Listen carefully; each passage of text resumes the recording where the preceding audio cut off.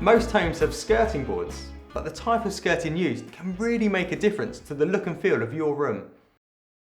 There's a wide range of different styles, sizes and finishes to suit your taste and particular job. They come in a range of materials too, including softwood, hardwood and MDF. 4 popular styles are Taurus, OG, chamfered and round. You can also get pre-finished skirting boards that save you having to paint or stain them.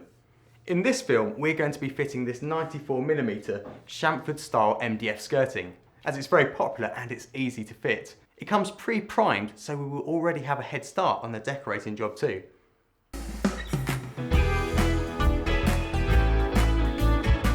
It's important that we work safely, so we're using knee pads because we're going to be spending quite a bit of time on our knees. We'll also be using sharp tools, so we need to keep these in a safe place when they're not in use. Use a pipe and cable detector before drilling or hammering anything into the wall, and wear goggles to protect your eyes.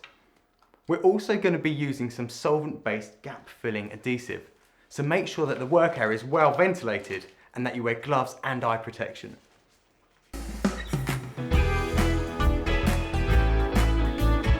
Before you start to fit the skirting board, you'll need to know how to join it at the corners. So let's have a look at how to do this first. The most common joints are internal and external corners. For an external corner, we'll use a mitre joint to allow the shape of the skirting to continue around the corner. We're going to use a mitre box and a panel saw. Alternatively, you could use a precision mitre saw or an electric compound mitre saw if you have them. This mitre box is designed to work with a bench or other solid object. We're going to fix it to an offcut of sheet timber so that we can use it at floor level. Kneel on the sheet timber while making the cut. This helps give stability and leaves your hands free to hold and cut the skirting board. First, we need to mark up the position of the corner on the top back edge of the skirting to get our cutting mark. Make a note of which way the angle of the cut needs to go. One way of doing this is to make a temporary direction mark on the skirting near to the cutting mark. Position the skirting board into the mitre box so that the cutting mark is positioned next to the appropriate saw guide channel. Always position the skirting board so that you'll be sawing into the front face of the skirting. This will prevent damage as you saw.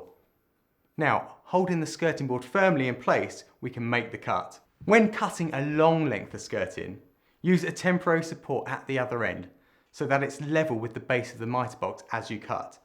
Now we can repeat the process for the other side of the corner.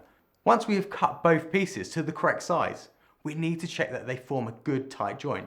It's always a good idea to clean up the cut surface with a piece of fine sandpaper. If there's a gap in the joint, make a note of which part of the joint is preventing a tight fit and use a block plane or sharp chisel to shave off a small amount of the skirting so that the gap closes up. Now let's look at how to deal with internal corners.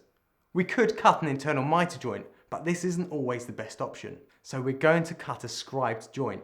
The main reason for using a scribed joint is because timber shrinks widthways more than it does length, and by using a scribed joint rather than an internal mitre joint, the visual impact of any shrinkage is minimised.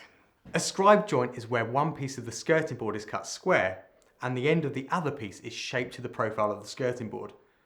The profiled piece simply pushes up to the face of the square cut piece. Using your mitre box, very carefully cut the end of the skirting board that needs to have the profiled end, in the same way as if you were going to form an internal mitre joint. This will provide you with the profile of the skirting board, which you can then cut along using a coping saw or a jigsaw. Set out your scribed joints so that you don't need to make a profiled cut on both ends of a single piece of skirting board. If you need to cut a single piece of skirting board so that one end has a profiled cut and the outer end has a square cut, always cut the profiled end first. It's easier to mark up a square cut from a profiled cut than vice versa. Now you know how to do the cuts, measure and cut your skirting board to length, and then watch part 2 of this film where we'll show you how to fit it. For more ideas and know-how, visit DIY.com.